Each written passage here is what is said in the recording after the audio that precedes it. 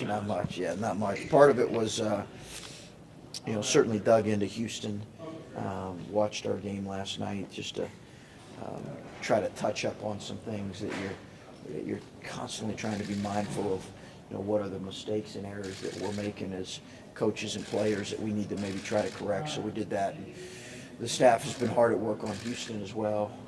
So short night for sure. What is that like when you come off of having an extra day to prepare and as well prepared as you were for the other night? What is the challenge of being that same level of preparation but less time? Well, I think it's going to be a player's game.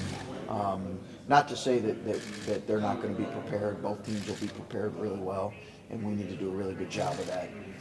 But at the end of the day, I think with these quick turnarounds, typically, it's a player's game. They do some things that we'll need to adjust to and make sure we're prepared for, both offensively and defensively, but it'll be a player's game. Houston has a guy who got up 17 three-pointers on Friday night. If some of your coaches, if a guy shoots 17 three-pointers, is that just him getting shots up, or is that a bad job defensively on you guys? Well, he's a terrific shooter. And it's kind of what he does. Having said that, and I don't know how much those were in the guts of the game, and it was a blowout victory. But the way that Georgia State plays with their matchup principles, I think they did a great job finding him for open threes. Do you game plan differently when it's a guy who clearly just wants to get a three-pointer, like all but like 5 of his shots are three-pointers? Yeah. Do you game plan differently? We do. But he's got a little more than that to his game. He does. I say a little more. He's definitely got more than that. He can deck it. He can do other things. He passes it well. But shooting is a strength for him. He's not strictly a guy that's just shooting. We have classifications for our guys, and if they're shooting 75% of their shots are strictly threes, we kind of have a category for that. But he's a little more capable, and he can do other things. Are we allowed to know what those categories are? At some point, not now. At some point, let me get to know you a little better. Chris, when Caleb comes out of such a game that was so physical last night, Yeah.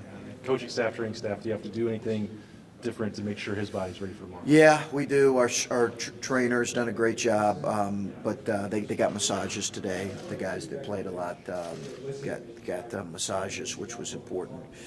The coaches did not get massages. The players did, and the players are the ones who deserve it, not the coaches. But and I think today it's going to be a lot of mental stuff and some stretching and a lot of mental stuff in terms of preparation. I'm not sure how much we're going to do in terms of really getting up and down. Is he better?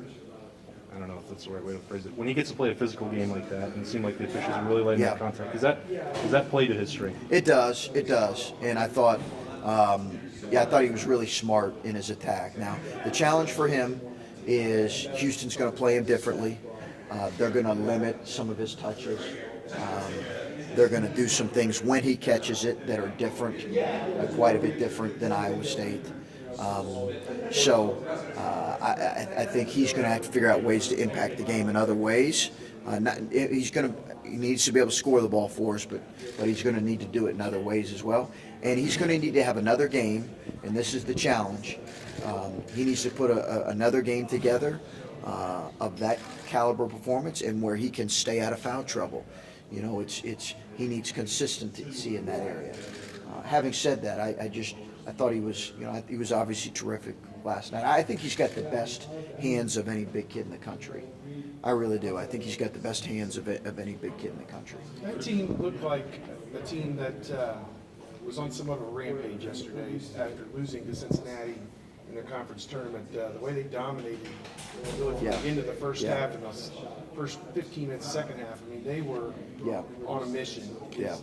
If you imparted to your team that this is the mindset the opponent is going to have, that they are on, they're trying to do some really big things. They're as tough and tough-minded as any team we've played all year, clearly. And they're up there with, in your mind, you can think about all the toughest and toughest-minded teams we played in our league. Houston is right there, if not better. That's who they are. They play with with an edge, and hungry all the time. How much swagger and confidence do you think you guys picked up from just this first one around State? We'll see. I think obviously it's a confidence builder to be able to come in and play as well as we did. But it's a completely different animal that we're playing here in a night. So we'll see. But I do think our guys, honestly, I think our guys have played with a little bit of confidence here these last few games. Maybe a lot of confidence. I really do. Remember you guys played Michigan, you said you thought Xavier Simpson was maybe the best all-ball defender Yeah. you've coached against. Where does this, was it Galen Robinson, 25?